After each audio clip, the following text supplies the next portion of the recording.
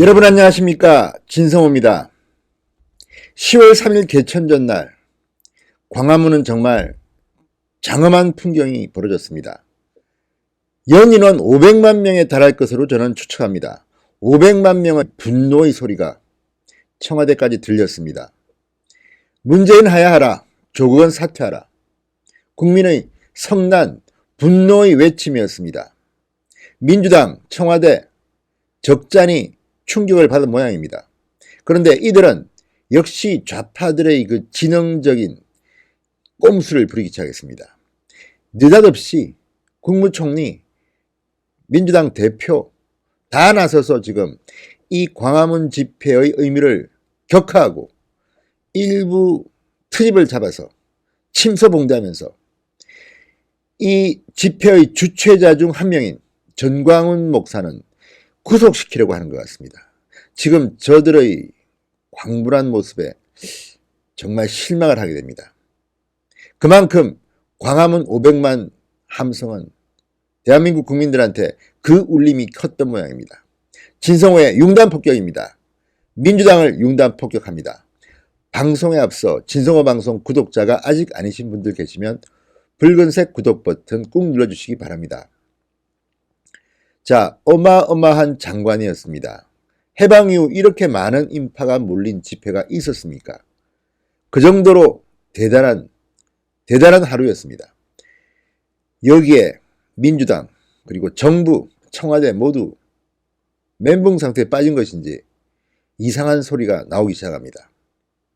이번 주말 서초동에서 열리는 검찰 비판 집회에 더 참여라는 동료의 목소리도 내지만 저들은 동력을 잃은 모양입니다. 아무리 동원을 해도 저 정도까지 나올 수 있느냐 이런 목소리가 나오기 시작했다고 언론들은 보도하고 있습니다. 이게 동원한다고 모일 인파입니까? 자, 어쨌든 저들은 지금 이 광화문 촛불의 분노를 성난 목소리를 내란이라고 지금 말도 안 되는 소리로 표명하기 시작했습니다.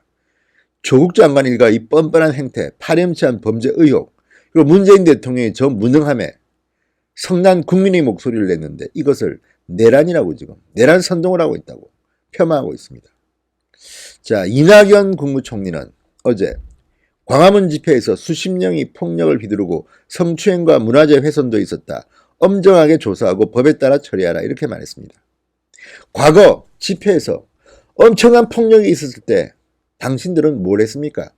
오히려 경찰관을 비난하고 폭도들을 두둔했던 사람들이 누굽니까? 민노총의 저 격렬한 시위.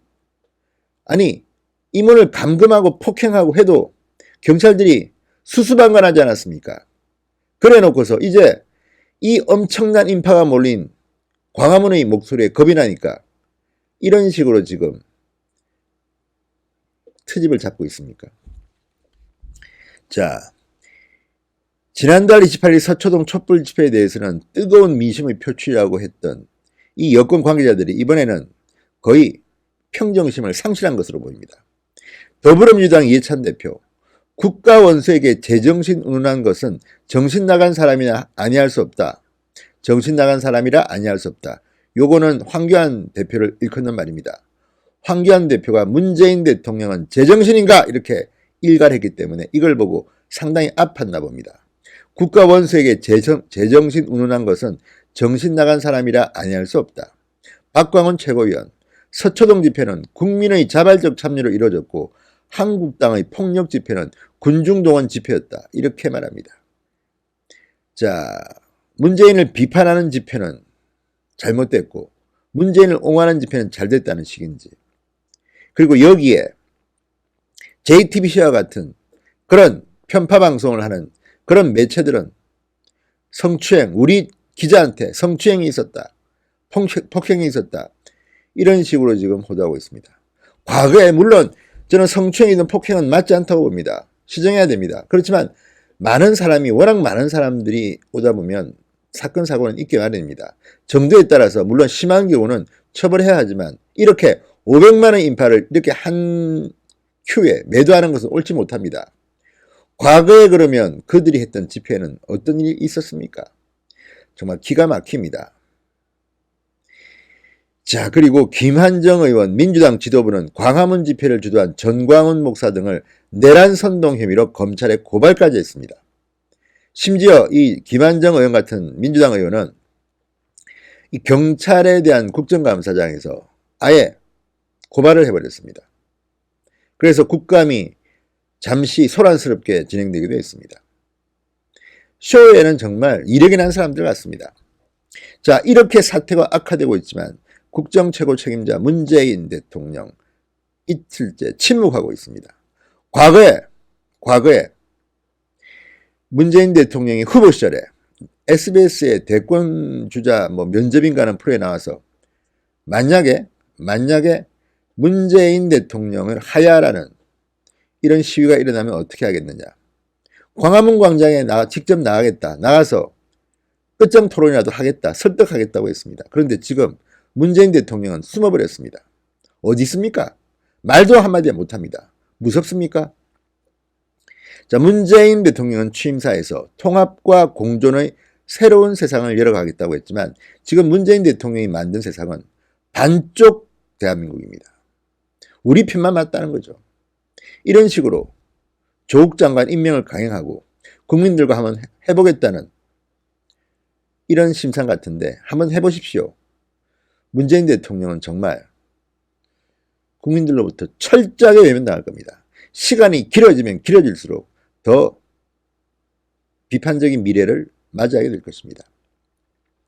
자, 그런데 문제는 지금 민주당이 이 전광훈 목사를 가만두지 않을 것 같습니다. 자, 이때 광화문 집회에서 여러 주최자가 있었습니다. 한국당도 있고 우리공화당도 있고 또 다른 주최자들도 있었는데 그중 하나가 아마도 제일 규모가 큰 집회를 추진했던 사람이 문재인 하야 범국민투쟁본부 총괄대표 사랑제일교회 목사 전광훈이었습니다. 전광훈을 더불어민주당이 내란 선동 및 공동폭행 교사 혐의로 어제 서울중앙지검에 고발했습니다. 자, 민주당은 고발장에서 피고발인은 지난해 12월경부터 문재인 대통령이 수행하고 있는 대통령의 직무를 강압에 의해 전복 또는 그 권능 행사를 불가능하게 하도록 내란을 선동했다고 주장했습니다. 그리고 10월 3일 청와대 진입을 실행하는 과정에서 폭력을 교사했다고 주장했습니다.